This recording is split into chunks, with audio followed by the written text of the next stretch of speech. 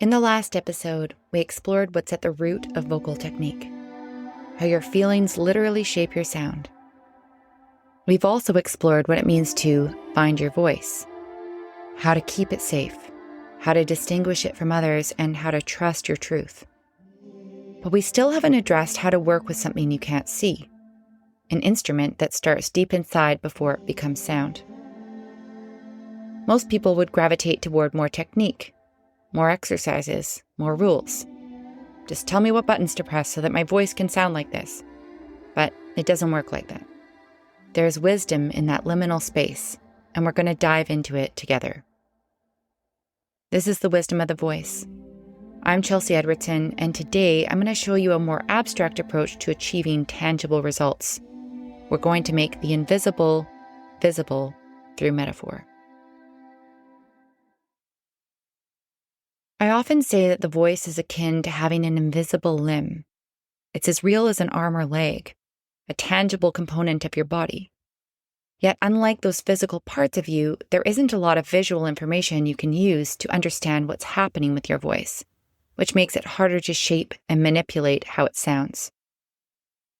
We spend so much time developing our visible abilities, our posture, our gestures, our physical coordination.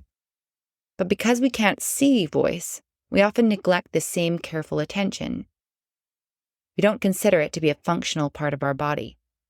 What's more is that we reserve it for those with, quote-unquote, talent. We believe mastering it is for the performers, the singers, speakers, voice actors, etc. But as someone who has spent a great deal of time studying voice, and in connection to my identity as a mammal on this earth, I can say with certainty that this part of our being holds the key to one of our greatest gifts, our ability to communicate and touch others beyond the capillaries of our human limitations. So how do we work with this when it comes to vocal functionality? We have to get creative. We have to use our imagination. And we do this by turning metaphor into a tool. In working with voice, metaphor becomes the bridge between the spirit and the soma. It becomes our invitation to trust what we feel, to sense what we cannot touch. And it teaches us to work with mystery rather than against it. It's where transformation happens at the speed of thought. Let me show you what I mean. A couple of decades ago now, standing in a large, mostly empty room with my vocal coach at the piano, a 20-something-year-old me struggled to sustain this one powerful note across several bars of music. My breath kept running out. My voice kept falling flat. And instead of giving me technical instructions about airflow rates and diaphragmatic pressure, she turned to me and said, "Imagine you're reeling in a big fish on a fishing rod." I love this example. Instantly, my entire body changed.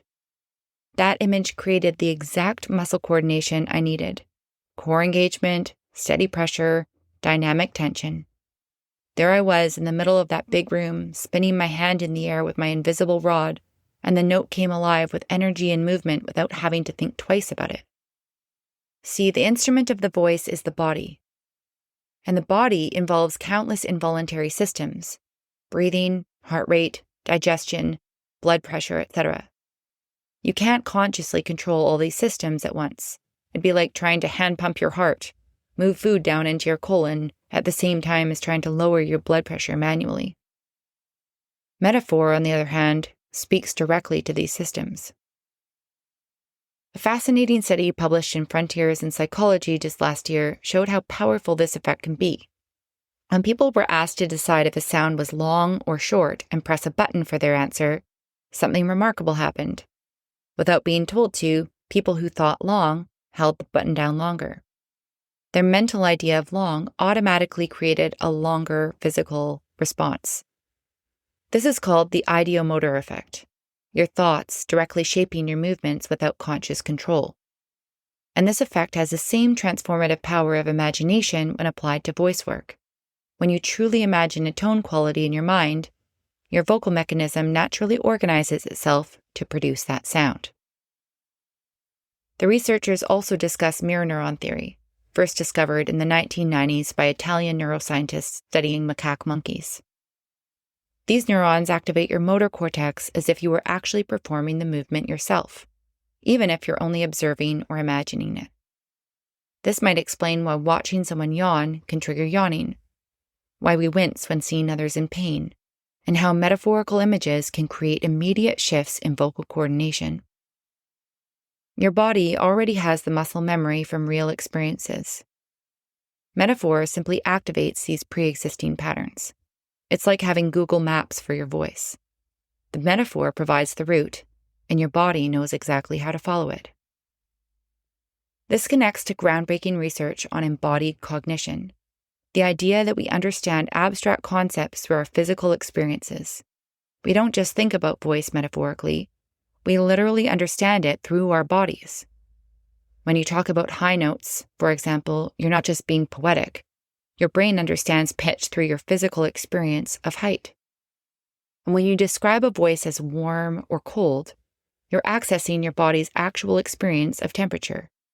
This is why metaphor works so powerfully for voice. It's speaking your body's native language. When you work with metaphor this way, instead of trying to consciously coordinate dozens of muscles, you're accessing a complete, integrated pattern that your body understands instinctively. Voice coaches and vocalists use metaphor all the time. Draw infinity symbols while you sing. Your tongue is a slug. Sing through your eyes. Hold a beach ball underwater. Ice skate through your phrases. Pour honey from a jar.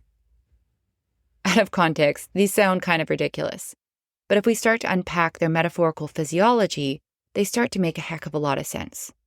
For example, a metaphor I often use in my coaching practice is imagining the voice as a dam. Instead of pushing and forcing sound, you're managing stored energy, letting it build and then releasing it with intention. Because the vocal folds operate as a valve that manages air pressure, like the dam manages water, this metaphor provides a clear visual parallel. Conjuring this image in the mind activates the physical response, the ideomotor effect we talked about, which informs the voice with a specific set of instructions, resulting in natural vocal strength and projection. I could get a lot more nerdy about that, but the takeaway here is that metaphor achieves specific technical goals without the struggle of conscious manipulation. When the energy of your musculature matches the honesty of your emotion, it supports the sound that wants to come out. Metaphor aligns your physical energy with your emotional intention, allowing your voice's natural function to emerge organically. Not every metaphor works for every person, though. Sometimes an image that transforms one person's voice can create tension in another's. You might find that imagining your tongue as a slug, for example, creates strain rather than ease, or that singing through your eyes makes you push. That's perfectly normal. It just means that that particular analogy doesn't match your body's current map. What I've learned over the years is that the right metaphor for your voice is deeply personal. What unlocks one person's resonance might not work for another. That's why working with a coach who understands this science-based approach to metaphorical vocal functionality can accelerate your vocal journey exponentially. When I work with clients, for example, we explore different images together until we find the ones that make your voice come alive. The specific metaphors that speak to your body's intelligence and unlock your unique sound. We also learn to recognize when a metaphor isn't serving you and how to trust your body's feedback in the process. So, before I leave you with one last image that ties this all together, I want you to consider something. Firstly, yes, I'm saying that metaphors work for vocal functionality and fast results, and that's pretty awesome. However, there's an even more awesome discovery at play here, and I'm going to pose it to you in question form. What if metaphors aren't just tools, but invitations to see yourself differently? What if they're actually invitations to remember who you've always been? And what if your voice isn't something you improve, but something you remember?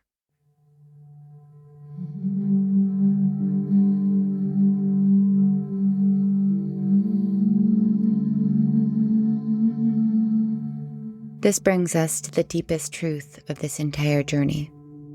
The voice as the incarnation of the spirit. Let's just take a moment to let that sink in and settle into your body.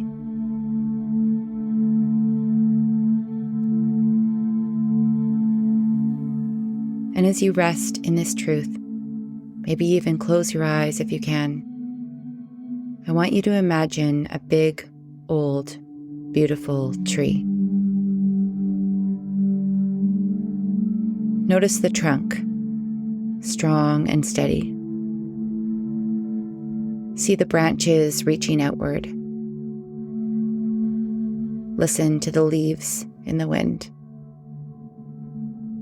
Take in its shade, its beauty, the fruit it gives. Now, let your attention move downward into the earth. Sense the vastness here. Enter this hidden world, this expansive, life-giving network.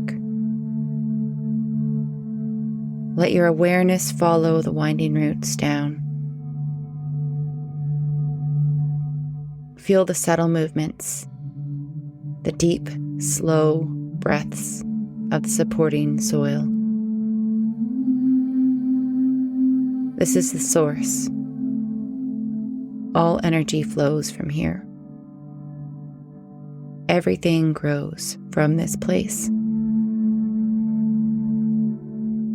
This is the wisdom we've been exploring together. Your voice, whether spoken, sung, or expressed in any form, is the tangible manifestation of intangible spirit. The roots, your emotions, your truth, your authentic self. The trunk, your core, your strength. The branches, your reach, your expression taking various shapes and forms. The leaves, the sound itself, the colors, the detail, the nuance. When you tend the roots, when you honor your spirit, create safety, listen to your truth, the leaves flourish naturally.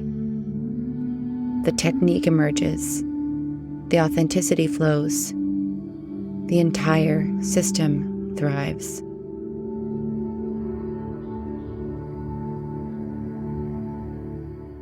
So in wrapping up this series, I gently invite you to trust the growth. Let your voice carry your medicine. It reveals your most profound gift, you. This entire season has been about learning how to do this, creating sanctuary for your voice, honoring your emotions, distinguishing your truth from others' opinions. In short, feeding the root system, that dark, mysterious underground revealed as the tree. And when you use metaphor to work with what you can't see, you're participating in that same mystery. Spirit taking form. This is the incarnation we've been talking about. Spirit becoming sound. The invisible becoming audible. Your deepest self finding its way into the world through your voice.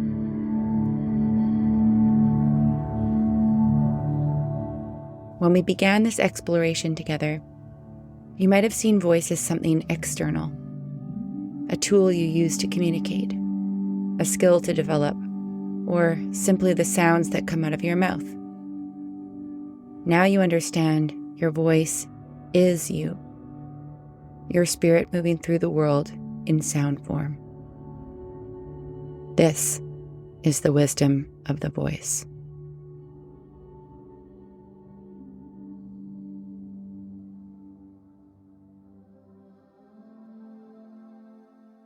If this journey has moved something in you, I'd love to stay in touch.